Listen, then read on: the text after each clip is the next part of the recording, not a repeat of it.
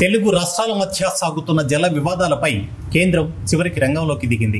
ఢిల్లీలో కేంద్ర జలశక్తి మంత్రి సిఆర్ పాటిల్ అధ్యక్షతన ఆంధ్రప్రదేశ్, తెలంగాణ ముఖ్యమంత్రులు అపెక్స్ కౌన్సిల్ భేటీలో కలుసుకున్నారు. బనకచెర్ల ప్రాజెక్టు వివాదం, పెండింగ్ కృష్ణా ప్రాజెక్టులు, నీటి వాటాల క్లారిటీ ఎజెండాతో సమావేశం జరిగింది. తెలంగాణ వాదన స్పష్టంగా బనకచెర్ల చర్చలోకి రాదు, ఇది చట్టవిరుద్ధం, కేవలం ఇతర ప్రాజెక్టులపైనే చర్చ జరగాలి అన్నదే. అయితే ఆంధ్రప్రదేశ్ మాత్రం బనకచెర్ల చట్టబద్ధమే, ఎవరూ నష్టపోవడం లేదు, ఇదే అసలైన ప్రజల పక్షం అంటోంది. మొత్తంగా ఈ సమావేశంలో కేంద్రం ఒక కీలక నిర్ణయాన్ని ప్రకటించింది. 2 రాష్ట్రాల వాదనలు పరిశీలించేందుకు నిపుణుల కమిటీని ఏర్పాటు చేయనుంది. 60 రోజుల్లో ఈ కమిటీ నివేదిక ఇవ్వాల్సి ఉంటుంది.